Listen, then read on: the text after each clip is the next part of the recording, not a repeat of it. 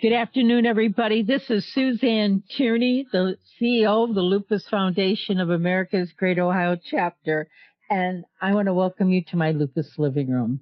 And nothing gives me more fun and joy than to share with other people, especially a fellow Lupian, about their journey. So today we have a special guest. We have a new young lady who's been diagnosed with lupus, and her name is Jennifer Oster. Yeah, thank you. And I just want to welcome you. Thank you for putting up with us, getting a little late here and having to take 5. But we're going to get through this real peacefully. Sounds good. I love your shirt. I love it too. Thank you. I just love it.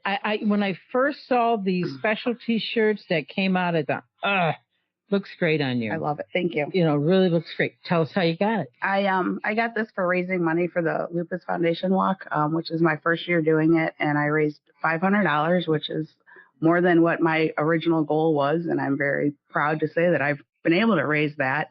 And I'm making a push for the last week to hopefully raise just about $700.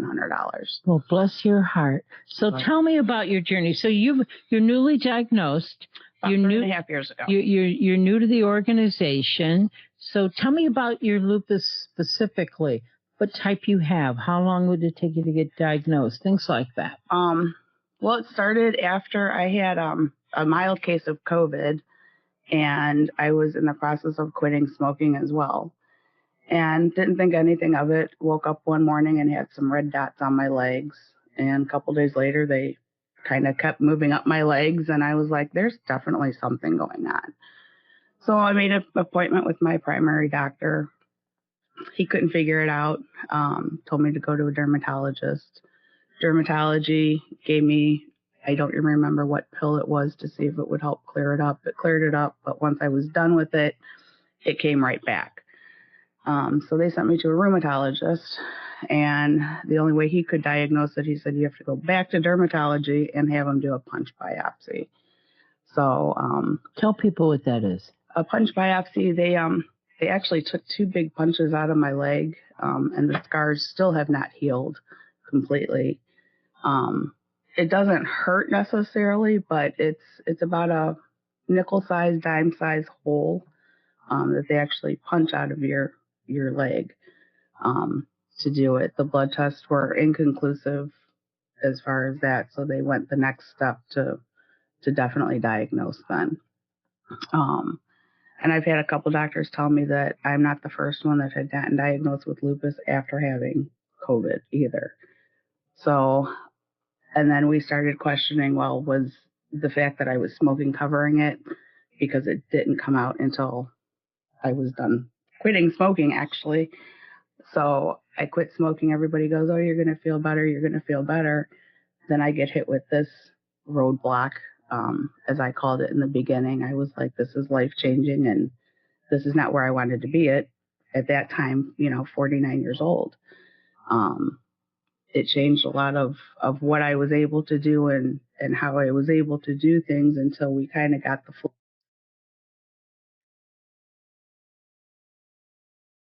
That it's been mainly contained to my legs and feet when I do flare up with the red blotches or the itching and that.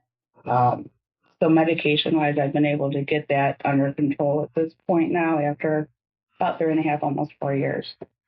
I do have sensitivity, like one of my triggers, I can't eat garlic. That's a big flare-up for me. I'm getting more and more sensitive to the light, the sunlight. I've also, at this point, been diagnosed with alopecia, so I've been losing my hair. Did they actually diagnose you with alopecia? Because you lose hair loss with lupus to begin with. And they did, because I've been back to dermatology and for that as well. So I have a special hair medicine that I use on my hair, shampoo, and then a topical for itching, because it was itching really bad as well. Possibly related to lupus, possibly not. I also have tinnitus in the ear, or ringing in my left ear constantly, which sometimes you don't realize it, sometimes you do, and it's worse than other times. And then the latest one I've had was degenerative disc disease in my back, and I've gone through 2 pain shots for that fortunately back in April. And knock on wood, I haven't had to have another one. It's getting a little worse now, but nothing like I was using a cane and barely able to walk. So that has gotten better through exercise and physical therapy. So it's been a long, long journey. A lot of it, I don't want to say by myself, but by myself because I'm not married. I'm not dating anybody. I have family support. I have support from work. Last year was kind of rough because my dad was in and out of the hospital, so I almost lost him. So when I get sick, I have to stay away from him because he also has an autoimmune issue. He had kidney transplant. From what? So he had diabetes, and his kidney functions ended up at 5%. And we were fortunate enough, the year of COVID on Mother's Day, we got a transplant kidney for him. And how's he doing with that? Kidney function, we finally did. How long has he had the transplant? What year was COVID? 2020? 19th, yeah. Yeah. So since then, Mother's Day of. And it was a donation from a deceased person, not a family. Okay, that's interesting. From Indiana. Okay. We would not let any of his family members be tested. We all said we'll do it. And then last year he got diagnosed with lymphoma cancer. Oh, jeez. So there was about 2 weeks there where I thought I was going to lose my dad, and I was a mess because that just flared me up with distress and trying to be there for my mom. He was strong. He pulled through. He's a fighter, an ex-officer. So he pulled through, and knock on wood, now he's on the road to recovery. Better health. Being able to go on cruises again. So good for him. Wow. So a lot going on in 3 years, 4 years. I mean, starting with COVID, I guess. Okay. The good thing is you quit smoking. I did quit smoking. October will be 4 years. So are you in Plaquenil or hydroxychloroquine? Well, good, because if you smoke, it doesn't work. I don't know if a lot of people know that. Okay. Plaquenil has a huge sensitivity to cigarette smoking, whether it be by other people or if you yourself smoke. The potency, it just doesn't, it's not there. Yeah. So that's a good thing. So I haven't heard a story like this before. Okay. And I hear a lot of stories from people. I've been around a long time. Okay. Some will say too long, Alex. But I haven't heard this before where you had dots on your legs. So when you're saying dots, was it a rash or? It looked like I had like a measles. Like a measles. That's interesting. Yeah. So I haven't heard that. So then they took a biopsy. Nothing came out of that. You went back to the rheumatologist and he just decided why to diagnose you with lupus. What other criteria did you have? After the biopsy, they pretty well were definite that it was. I wonder how they came to that from that, because you said the biopsy came out good. That's what showed them that I had. The blood test did not. Well, the biopsy said you had it. Okay, I misunderstood. Okay. That next route. Okay. Next step. Okay, yeah. And so there's a little cheekiness peak on your cheeks. I can see it a little bit. I am concerned. I'm curious about the alopecia because most of us with lupus do have hair loss. Okay, and especially the African American community. I mean, patches just fall out, and pigmentation changes. You know where the hair was, and sometimes it doesn't grow back. But I myself, I'm a past hairdresser as well. One of my many trades in life, but I have hair loss. You can't tell. I do a pretty good job of covering it up, but it's rough in the morning if you come to my house. Okay. More of it's left in the brush than is on my head. And it's one of the reasons I wear it shorter now. And that's a whole other conversation for another time. But alopecia is a pretty serious problem, and I hope that they can help you with that. Fortunately, it's not a severe case. I noticed that that's why I have bangs. Mm-hmm. That's why I have bangs, right. And everybody goes, oh, how did you get sunburned? Mm-hmm. Yeah. So. And I have like 100 headbands. So if I'm really balding up there, I throw up. I got headbands in every color. That's what I go to my hairdresser and I say, okay, you need to fix up here because I don't like how it looks. I'm self-conscious about You know, I can tell you one thing we could learn from the African American community is they're great with wigs. Okay, but Caucasian women aren't. They're not. And there's so many beautiful hair. I remember when I was doing hair, the hair pieces back in my day. Okay, we had wiglets, we had crown top, we had so many hair pieces that we use. But today, most Caucasians don't. But the African American community, they have tons of selections and they look absolutely fabulous. And I don't know why we're so vain that we just don't jump on the bandwagon. But hair loss is a serious concern for lupus patients. You said they're giving you a certain type of medication. Can you share what that is? It starts with a K, and I can't remember. It's a shampoo, medicated shampoo, that I use when I wash my hair. Mm-hmm. And that seems to have helped a lot with the itching and kind of clearing up the scabs and things that I did have up on my head. And then I'm on a pill called, starts with an S, and it's about, 16 letters long. And I started that about a year, 6 months ago, maybe, to help also with the hair growth. And then they suggested like Rogaine for women. And if I kept up with You're so fair. So I know blondies and fair people. I've tried that, and it actually burns me. It burned my scalp. But everybody's different. Yeah, everybody's different. Like I said, if I use it more regularly, it might help. It's supposed to be the magic bullet for people, so I don't know. Little pricey. There's a lot of spin-offs to it now, too. But I tell you, there's a lot of spray hair colors that are really, really helpful. And they add thickness to the fiber of your hair. They add a thickness to it. And that's kind of like my go-to thing right now. Yeah. You got to watch, because some of it you make a huge mess with.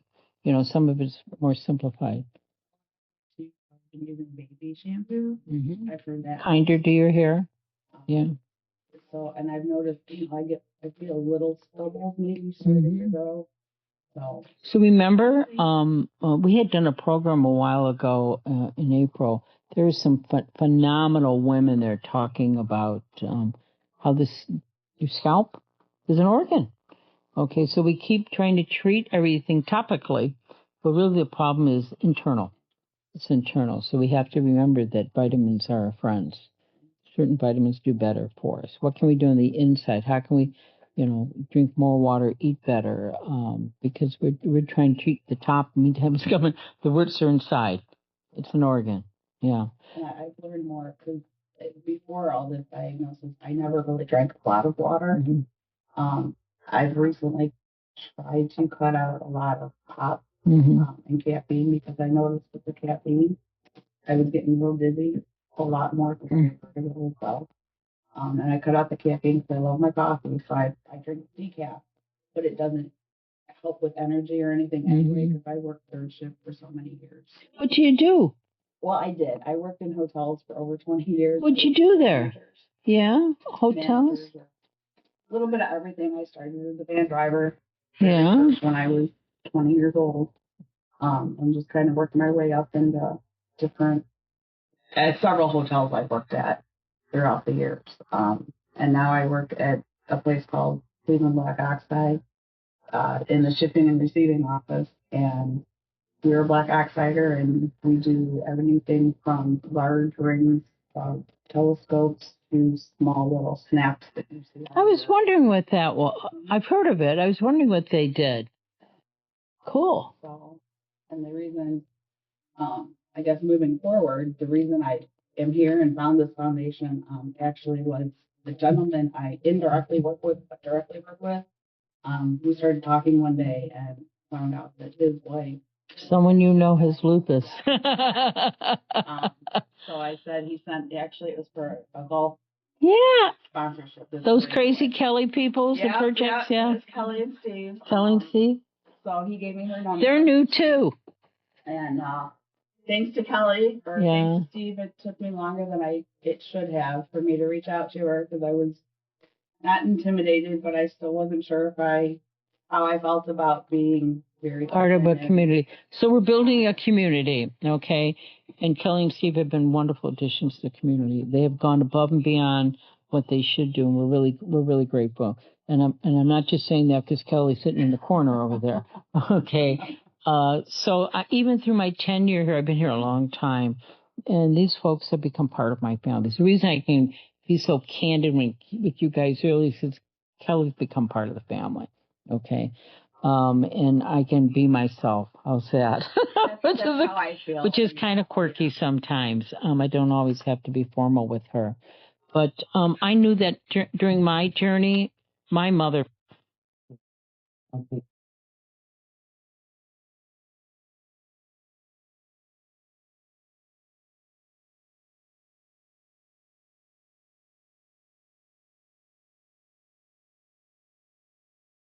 Learned from them and have become, it's been an extraordinary journey. They're actually closer to me, my regular family. And it was a very lonely journey for me in the beginning.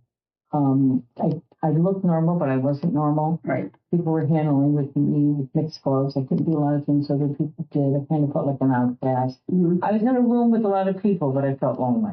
Yeah. Okay, so at the foundation, I knew that they wore my shoes. They understood. They were empathetic. We could share with each other. We knew our limitations, and it was a better fit. So I hope that's a fit for you as well. Yeah. Yeah. First walk of mine next Saturday. So I'm excited to meet and hopefully make a lot of new friends and support. So I don't know for sure, but I think Kelly's our number one fundraiser here. I'm on her team. You're on her team. I don't know for sure. I know for sure she's our number one fundraiser. Okay.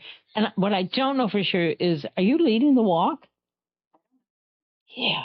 Okay. So if you can catch up with her, I mean, she has moments, she's like us. She can go, she can sit, she can lay, she has up, she has down, but I'm hoping that she can lead the walk. All right.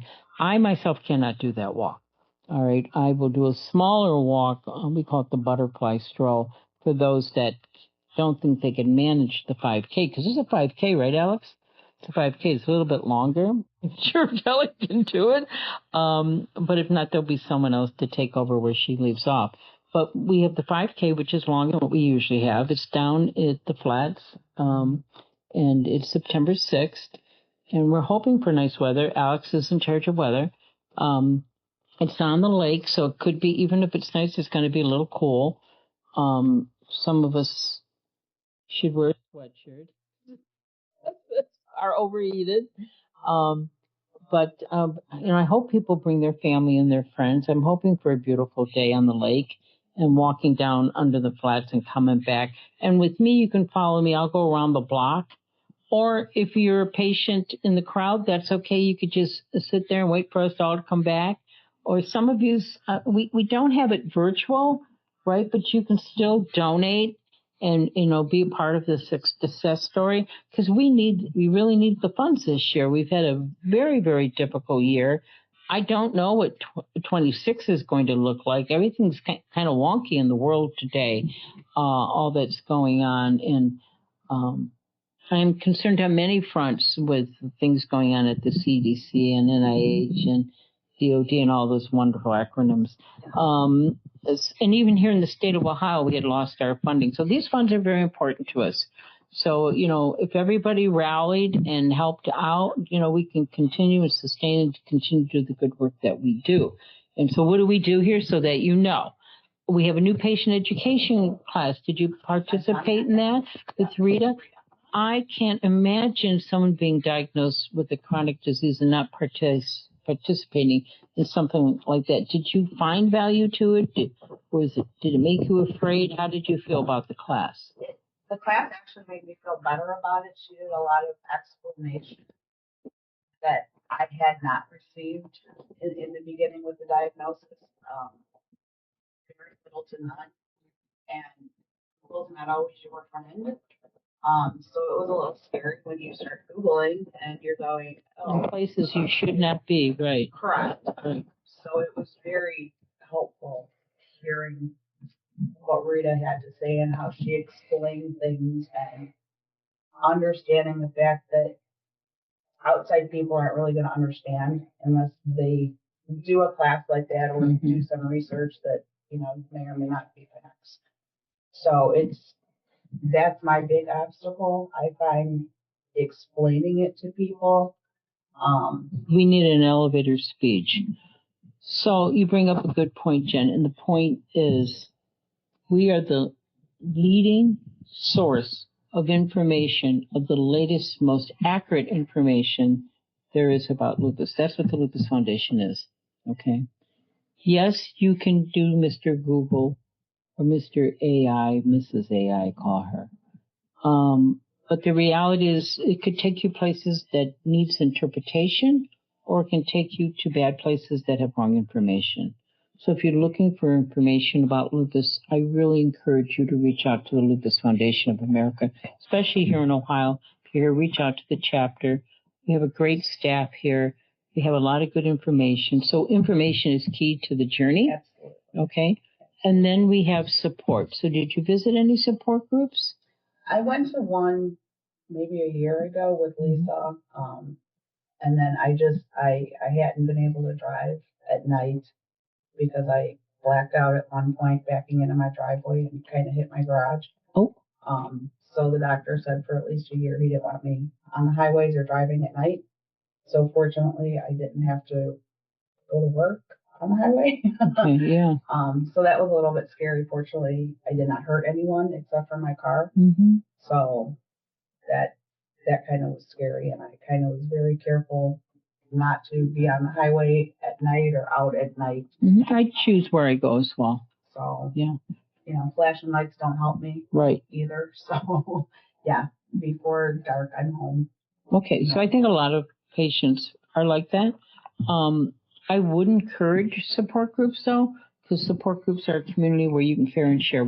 You could be having a bad time, and that's where you're going to get your hug. Okay, or you could be having a good time, and maybe someone there needs your hug. Okay, and you learn so much from other Lupians. Okay, and I think it's even great when your family comes in because it gives them a different perspective of, hey, you look normal, but the butt. Right. So we do support groups. And then we do summits. For those of you that can't come out, we do have virtual ones. We do have them where you can join them. There's a telephone one. There's a prayer group. Sometimes Lisa hybrids hers. I have to tell you, though, I miss my in-person one. This one would be filled before COVID.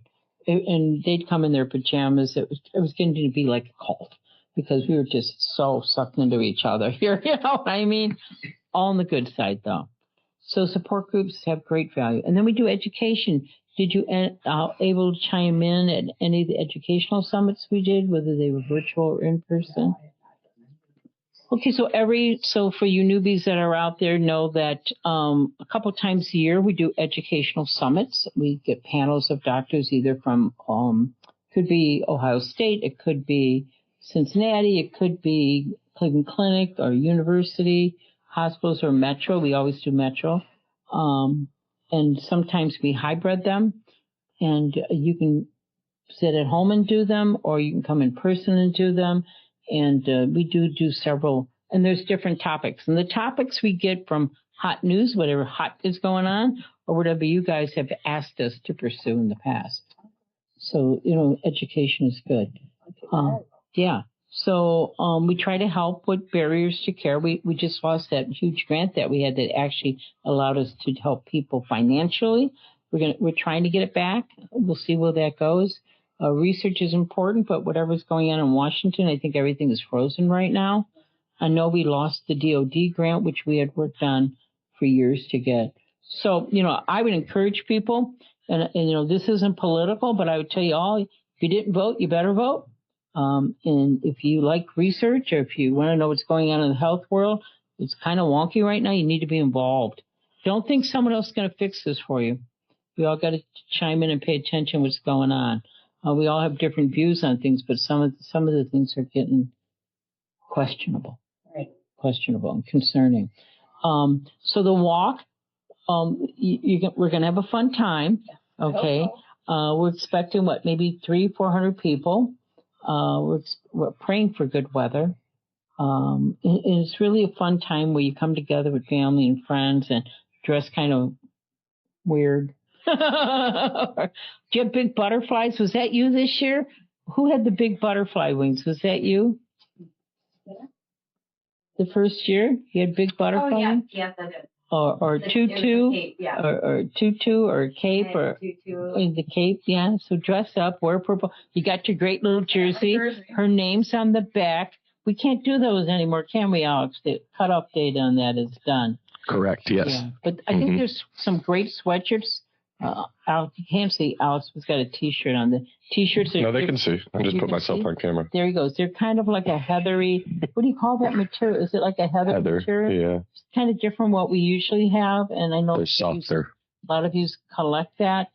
And what would you tell a new lupus patient as they embark on their journey? Take it day by day. No day's going to be the same for you. Get involved like I'm going to try and do now. I want to try and get more involved. And if you need to talk to somebody, talk to somebody. Don't hold it in. If you got to scream, cry, melt down, stay in bed, do what your body tells you to do. Don't force yourself, and don't feel guilty if you have to cancel plans or tell somebody, no, I can't do that.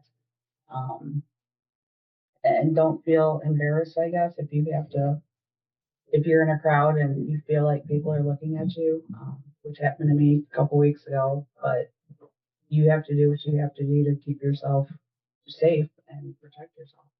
Yeah. So one of the issues we have, and Alex said this to me too the other day, if we were a puppy covered in mud with a broken leg, we would get different attention. But because we look normal. Okay, I'm chiming in. I'm putting myself back on the screen, defending myself. So I worked in the veterinary and animal industry for 11 years. So what I was saying was, like, the ASPCA, if we had the Sarah McLachlan with the video of like muddy puppies abandoned from like a hoarding situation at a farm with the sad music playing in the background. So I needed to elaborate more because the way Suzanne said it was very strange without context. We would get more attention, raise more money, create more awareness. That's what I said. We need our muddy, sick puppy, basically. But we aren't not muddy looking, and we look fine. Right. Okay, so you don't look sick. How many times have you heard that? We are not hypochondriacs, okay? Most of us do function and do go to work. That doesn't mean when we come home we're happy people. Usually we're heading straight for the pajamas and the pillow. We get a couple good hours out of the day. You offer some really good advice, especially for a person newly going through this. And you did all the right steps. You reached out for some sound information. How long did it take you to get the diagnosis? Was it less than a year? Just about a year. About a year. You're in a better place than most people are today. We're in the past. Even today, it could take up to 6 years. For me, it was 19 years, but it was a different time. All right. So you're in you have better medication. You have a lot of new biologics, which we're going to talk about biologics coming up pretty soon. I know that there's a lot of trials that you can get involved with. I believe Metro is going to be at the walk. They're looking for candidates for a trial they have going on. And there's good news on the horizon for all of us. And you've created boundaries, which you got to do. And I will share that sometimes we lose some friends because it's not that they don't want to be our friends. They just don't know how to respond to us. They don't know what to do for us. And we can't do the things we used to do. So instead of us saying no, they're not asking us anymore, you know.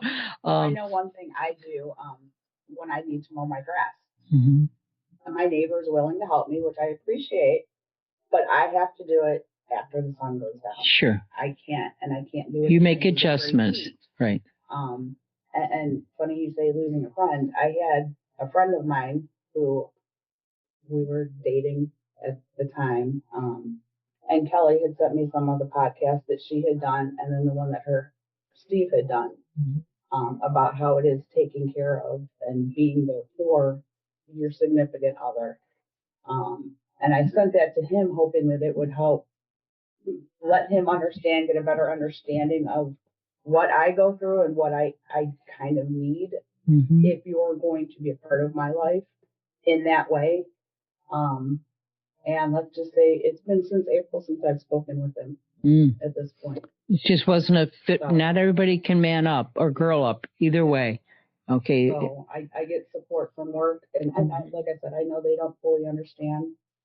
They know when I'm having rough days. And our temperature at our shop goes from, we have 4 to 5 tanks running at over 250 degrees. Mm-hmm. So Adrian would be in heaven. It's 300 degrees inside. Yeah. So wow. I get a lot of support from work, which is great. Right. You know, I'm thinking of your friend. Although I want to punch him in the face right now. I'm thinking, wow, good for him. He knows what his limitations are. How would you like to get involved with someone that would pretend that he could do it and he can't? You know, and you know, when you think of our spouses and those that support us, I've seen where, as patients, we take what's bothering us and keep, oh, this hurts, or I can't do this, or I can't, oh, I get, and I got to do, and I'm dumping it on Bill. Okay, and in all fairness to Bill, what the hell is he supposed to do with it? You know, he doesn't know what to do with it. So now I'm carrying this load and I'm giving it to him, expecting him to figure out what to do with it. And it's a problem. Caring, being a caregiver is a problem. And then we need to do more topics on that, because I find myself in that position right now. And it is a challenge. It is a challenge to take care of people that you love and know that you hope that you're doing the best you can. And I don't know. Different conversation for another day, for sure. The part that bothers me, I guess, most about that was she said, oh, thank you for sending me. That helps me understand more what you're looking for.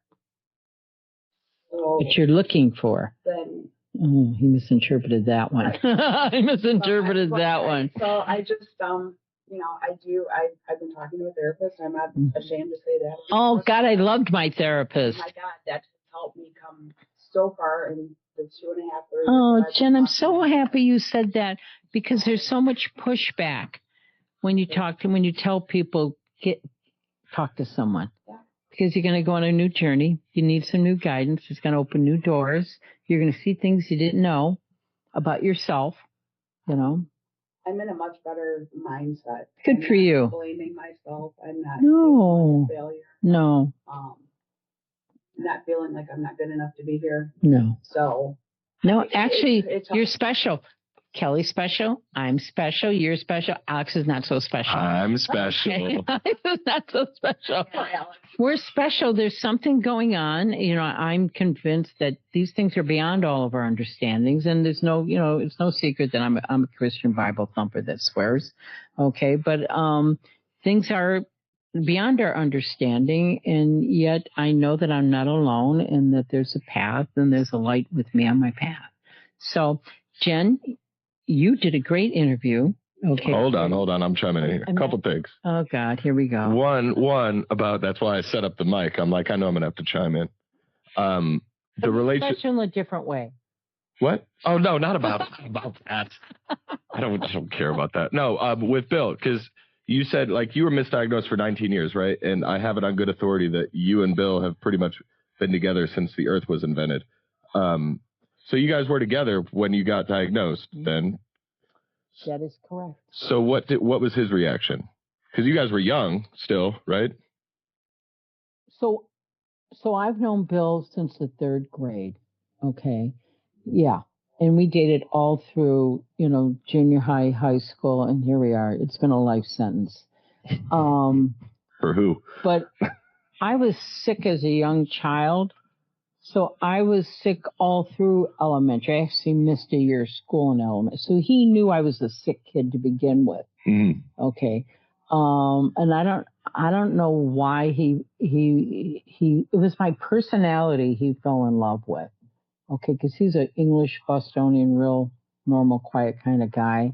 And I'm an Italian maniac. Okay. So, he just fell in love with my family and the excitement that they brought. Because his was so straight and boring and diplomatic and perfect. There were ups and downs that he didn't understand. And we did have ups and downs in our marriage.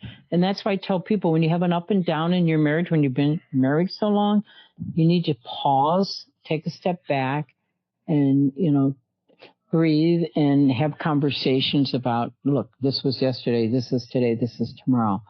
So it's not easy being as married as long as I was. We're the longest married couple in a graduating class of like over 500 kids.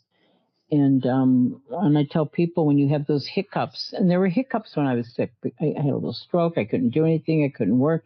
This stuff. And he became my caregiver. And even though most of you see me today as being normal and zealous and up and at it, there were times where he would dress me or bathe me or cut my food for me or visit me in a nursing home or make sure he took my pills. He's been the best caregiver anyone could ask for. But it was a journey to get there. Mm-hmm. It was a journey to get there. And, you see that with Steve. Those guys don't happen a lot. And I will tell you the divorce rate amongst lupus patients is 50% on top of the normal people do. So it's a two-way street. When we have mates, whether you're a female or a male, because males get lupus as well, you need to have a deeper conversation and know who's going to do what, how are we going to divide this journey up, and know that they don't have the answers. They're going to do the best they can, and our expectations of them should be realistic. And we need to do a caregiver program. Mm-hmm. We do, or a spouse program, because there's two sides of needs there. Yeah, thanks for bringing that up, Alex. Yep. And then for you, Jen, let me regain my track. Oh, so before, sorry, before you had gotten here, I called you just to make sure you were coming. But in doing that, I had to look you up in our CRM, and I just noticed, like, for being a new person to us and also newly diagnosed lupus patient, you've done, like, your history in our CRM is already extensive. Like, it'll track, like, everything you've done. So, like, if you filled out a form for us, like you did some of the advocacy stuff. So, like, it reads, like, longer than, and without putting anybody on blast, like, people that have been with the organization for 10, 15, 20 years, you've done more in 4 months than some people have in the last decade, as far as, like, just activity, you know what I mean? So I just wondered, like, what was it about, like, what made you want to get involved or, like, seek out, our chapter, basically? Well, I had been told about it by a friend of mine who I'd gone to high school with first. So I had looked it up online. Mm-hmm. Didn't really pursue anything at that time. And then it was really after I talked to Kelly. And she kind of was like, you need to talk to them. It's going to help you. I was afraid of that. She's never going to let me live that down. And after I talked to Kelly for, an hour and a half, 2 hours on the phone the first time, probably. And she convinced me at that point. She's like, you really, they can help you. So that's when I really started to get involved. And like I said, then the walk came about. And again, she supported me and she's like, you should really do the walk. You can be on my team. And I thought, okay, let me give it a shot and see what I can do. So like I said, I'm very happy with what I have been able to raise and the support that the people who have donated for me for the foundation have been able to. That speaks volumes of the people that care about you. And I appreciate. We're very grateful. Yeah, I'm happy you have that support. So it's been nice. Thank you to everybody. Thank you. Thank you to all her friends and family. Thank you.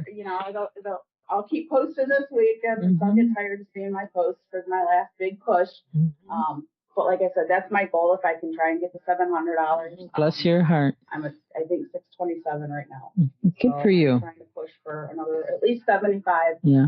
And I would be very, very happy. I'm shocked at the people that actually can go over their goals, or people that I know their stories in life and that they're even trying.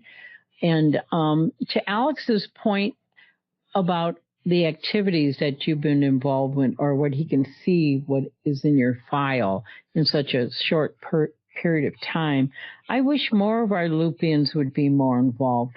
I think the world, I call it the box. I think everybody's stuck in this box and they're losing that connection. Like, I can hug Kelly. I can hug you. We can talk. Kelly and I talked on the phone the other day, or I see her in person. I love that. I would like to, don't get me wrong, I would love to be more involved, but a lot of it is I'm working during the day. Sure. You guys are here during the day. Me too. I'd love to be more involved too. Seriously. I mean, as far as friends go. I know we're trying to get,